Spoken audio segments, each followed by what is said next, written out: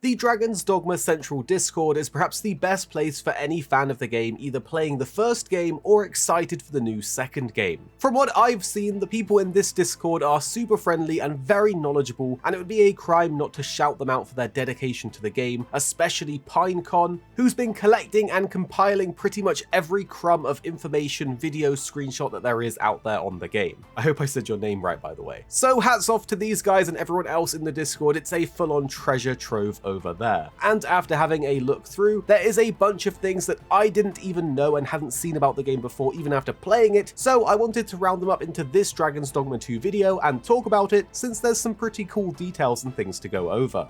A lot of the gameplay out there for Dragons Dogma 2 seems to come from people recording their gameplay on what I am assuming is the show floor of TGS with their phones. Obviously, it's not the best, most crisp gameplay, but it's pretty cool because it gets us a glimpse at some stuff that we haven't seen before. So from Kirk Harkman, we can actually see some sorcerer gameplay and spells in action. If you played the first game, you'll know that the mage and the sorcerer are very fun to play with as they have some insanely powerful spells, particularly the sorcerer having some very strong and memeable spells in that first game. It's important to note if you didn't play the first game, the sorcerer is like the advanced version of the mage with more offensive focus spells. So let's go through some of them that we could actually see in action here in this gameplay. In this one, we can see the spell Salamander being used. This creates a flame that slithers along the ground forward, creating continuous damage to any enemy that it touches. It's kind of like a flame wall spell. We can also see Flagration used, which is basically a flamethrower spell that ignores enemies' defense and can hit multiple enemies at once and allows you to move while casting it. It's like a portable flamethrower spell. And there's two more spells that we got a glimpse of in the menus. One is Levin, the classic lightning strike spell, which consumes stamina to do additional lightning bolts. And then there's Thundermine, which conjures a ball of lightning that automatically unleashes crackling energy bolts at nearby enemies and can even knock smaller enemies down, but will disappear after a number of hits.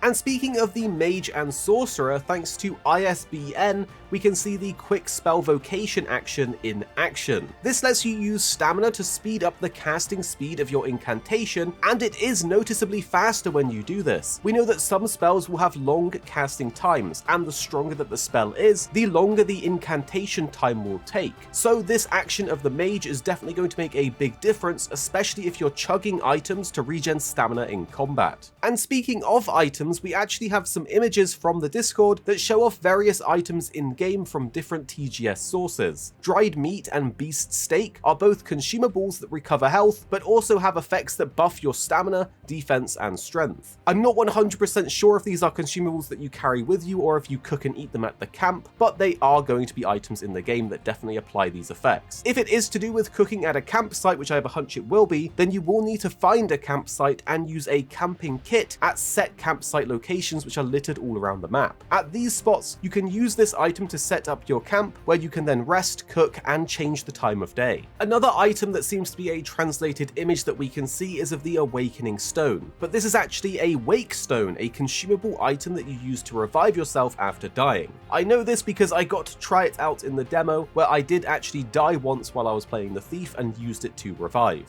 And next we can see some map images which really show off what we can expect of the map size and helps illustrate the amount of exploration that we can expect within the game. The actual in-game map and this zoomed out view of the menu both correlate with the general path, directions, and islands lining up. We know that the game is set to be 4 times bigger than the original, and I cannot wait to find what secrets are out there for us to find. The official Dragons Dogma 2 website has also updated its monster section recently with some awesome images showing off several different things that we can fight in the game. Included in this, we can see some skeletons with a very classic skeleton warrior look, even with glowing eyes. There's also a classic slime enemy which looks pretty fluid and might be quite tricky to fight. Ogres are another enemy from the first game, which are essentially a harder and tougher version of the Cyclops, and a golem which looks so much graphically improved since the first game. It has these purple glowing medals on it, which are basically going to be the weak points that you need to focus down. There's also the Chimera, the very first large monster that you battle in the original in the tutorial section. It has a magic spellcasting goat head, a serpent tail, and a lion's face.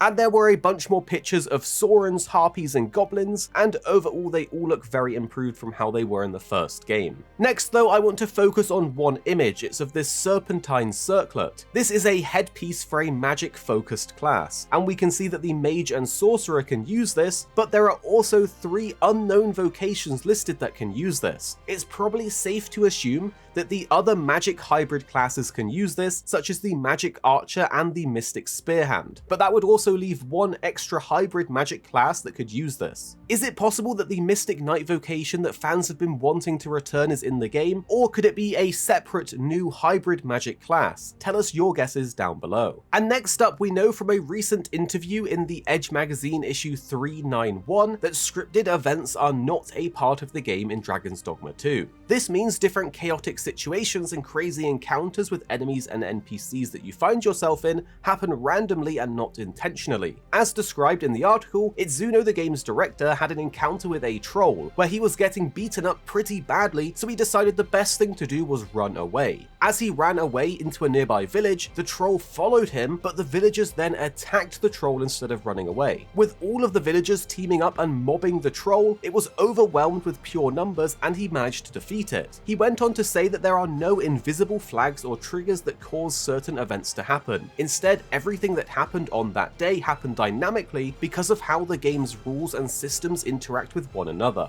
So we can expect some pretty crazy random events to happen to us, and my main takeaway from this is if you're struggling with a fight, run to a nearby village for help. Well, as mentioned at the beginning guys, this Discord is a fantastic place and resource if you're excited for the game or still playing the original, so I really wanted to highlight it for you guys if you're excited for the new Dragons Dogma 2. And I'll be here and sure to update you guys on any new Dragons Dogma 2 information as it comes out.